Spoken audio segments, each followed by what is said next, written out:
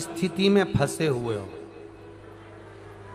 और ऐसा लग रहा है कि हम बहुत बड़ी समस्या में उलझे हुए हैं और इससे निकल नहीं रहे, या बहुत बड़ा काम है हमारा, हो नहीं रहा, चाहे प्रशासनिक हो चाहे अन्य कोई चीज का हो, कुछ मत करना।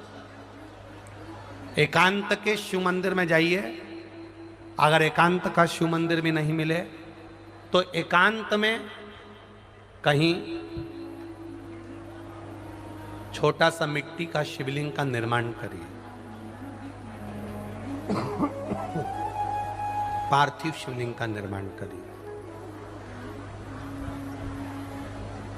पर करना एकांत में, घर के बाहर किसी एकांत में शिवलिंग का निर्माण कर लो। या तो एकांतेश्वर महादेव पर चले जाओ, कोई एकांत में शिव मंदिर हो वहां, या कहीं एक पार्थिव शिवलिंग का निर्माण कर लो, छोटा सा। एक बेलपत्र, बहुत ध्यान से सुनना, एकांतेश्वर महादेव का ये वृतांत। जब किसी विषम परिस्थिति में उलझे हुए हो, बहुत बड़ी समस्या सामने आकर खड़ी हो गई है, सबके हाथ जोड़ लिए, सबसे निवेदन कर लिया कि हमारा ये काम कर दो, नहीं हो रहा, सब दूर से मेहनत कर ली है, परिश्रम कर लिया है, परिश्रम तब भी जारी रखना। एक बेलपत्र, एक चावल का दाना, एक सफेद पुष्प, एक शमी का पत्ता, एक छोटी सी दुर्वा। दुर्वा जानते हो सब लोग, जो जमीन पे दूब लगी होती है, दुर्वा, दुर्वा, एक दुर्वा। वो दुर्वा में बस, दुर्वा में वो जो दुर्वा होती है, कोई कोई दुर्वा एक डंडी की होती है। दुर्वा में बस इतना ध्यान रखना कि दुर्वा एक रहे और उसमें से 2 पत्तियां निकली हुई है। देखिए ना आप लोगों ने, पहले बोलो, जम के बोलो, देखा है ना? दुर्वा एक हो और 2 पत्ती की हो, एक ही कहलाएगी। 2 पत्ती निकली हुई दुर्वा, एक श्वेत पुष्प, शमी का पत्ता, बेलपत्र, चावल का एक दाना। एकांत में कोई शिव मंदिर हो, अगर मंदिर ना हो तो एक छोटा सा पार्थिव शिवलिंग का निर्माण किसी पेड़ के नीचे एकांत में जाकर पूजन कर कर, आराधना कर कर, घी का दीप लगाकर एक एक सामग्री शिव जी पर अपने मन की कामना कर कर समर्पित करना प्रारंभ कर दीजिए। शुरुआत दुर्वा से करना।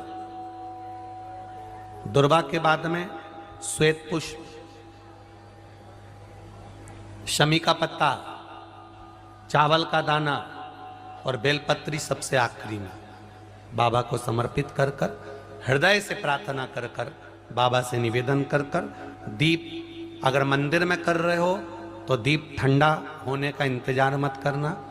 अगर पेड़ के नीचे एकांत में शिवलिंग का निर्माण कर कर पूजन कर रहे हो तो दीप ठंडे होने का इंतजार करना। दीप ठंडा हो जाए तब भगवान शिव को ले जाकर विसर्जन करना। जो एक बेलपत्री है बस उसको घर लेकर आना, बाकी का सब विसर्जन कर कर आना। मेरा एकांतेश्वर महादेव उस कार्य में सफलता प्रदान कर देगा। एकांतेश्वर महादेव की आराधना। तुम रुका जी कह रहे हैं माता पार्वती से,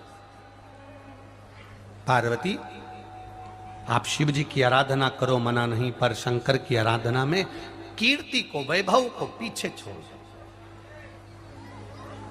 एकांत में बैठा हुआ महादेव, एकांतेश्वर महादेव की मूलता यह कहती है, महत्वता यह कहती है कि आप अपने अहंकार से दूर हो जाओ। अहम से दूर होकर मेरे करीब में आओगे तो तुम्हें खाली नहीं रखूंगा, झोली भर कर ही भेजूंगा। वो एकांतेश्वर। जब कोई हमको कष्ट देने का प्रयास करता है, या हमको तकलीफ देता है, या हमको दुख देता है, या ऐसा लगता है कि कोई हमें तंग कर रहा है, बहुत दिनों से मेरा ये काम होना था, बहुत दिनों से ये फाइल पड़ी है, उस पर सिग्नेचर होना था, वो फाइल आगे नहीं बढ़ रही, उस फाइल को आगे बढ़ना था या काम होना था, पर कोई अड़चन मेरी जिंदगी में जरूर आ रही है। उस जगह पर निर्मलेश्वर महादेव का पूजन कार्य आता है। अब उसको करने के लिए अपने को कोई बहुत बड़ा मंडल नहीं बनाना है, हमें बहुत बड़ा कोई बहुत दिखावा नहीं करना है। केवल 5 वृक्ष की पत्ती को, कितने वृक्ष?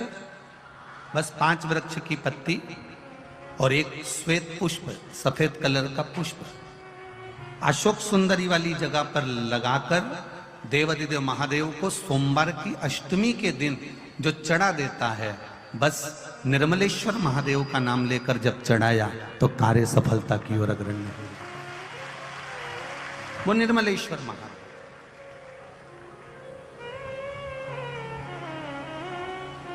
प्रत्येक जीव के हृदय में निर्मलता प्रदान करना, प्रत्येक जीव के हृदय में एक सुख का अनुभव करवा देना, प्रत्येक जीव के भीतर एक भक्ति का आनंद प्रदान कर देना। कहीं अगर आपको भी लगता है कि मेरा ये काम होना था, मैंने ये लोन लेने के लिए, मैंने कर्जा चुकाने के लिए, मैंने ये मकान बनाने के लिए, मैंने ये कार्य करने के लिए, ये कथा हम पहले लगभग 2016-17 में भी निर्मलेश्वर महादेव का वर्णन पहले कर चुके हो। वृक्ष की पत्ती लेना है, 5 वृक्ष की पत्ती और एक सफेद पुष्प। क्या नाम बोलोगे? निर्मलेश्वर महादेव। बस सबके भीतर निर्मलता का जो भाव प्रकट कर दे, जो निर्मलता का भाव प्रकट कर, सबके भीतर एक आनंद की अनुभूति लाकर रख दे, सबके भीतर एक सुख का अनुभव करा दे, वो निर्मलेश्वर महादेव। शिव तत्व कराए शिव महापुराण की कथा। इधर आवाज नहीं जा रही है। निर्मलेश्वर महादेव का स्मरण, आवाज बढ़ा उधर की। निर्मलेश्वर महादेव का स्मरण जो कि निर्मलता देने वाला, निर्मलता, सुख देने वाला, आनंद देने वाला। मैंने तेरे ही भरोसे बाबा, तेरे ही भरोसे हवा बिच उड़ती जावांगी, बाबा डोर हत्थों छड़ी नामे कटी जावांगी, भोले मैं तेरी पतंग, शंभू मैं तेरी पतंग। तो शिव महापुराण की कथा कर रही है। भगवान शिव की भक्ति को धारण करना, शिव तत्व को अपने भीतर उतारना, और भगवान शंकर के गुणगान को अपने भीतर उतारकर भगवान शंकर की भक्ति को विश्वास के साथ जब हम करते हैं तो शिव कृपा जरूर करता है, ये निश्चित है।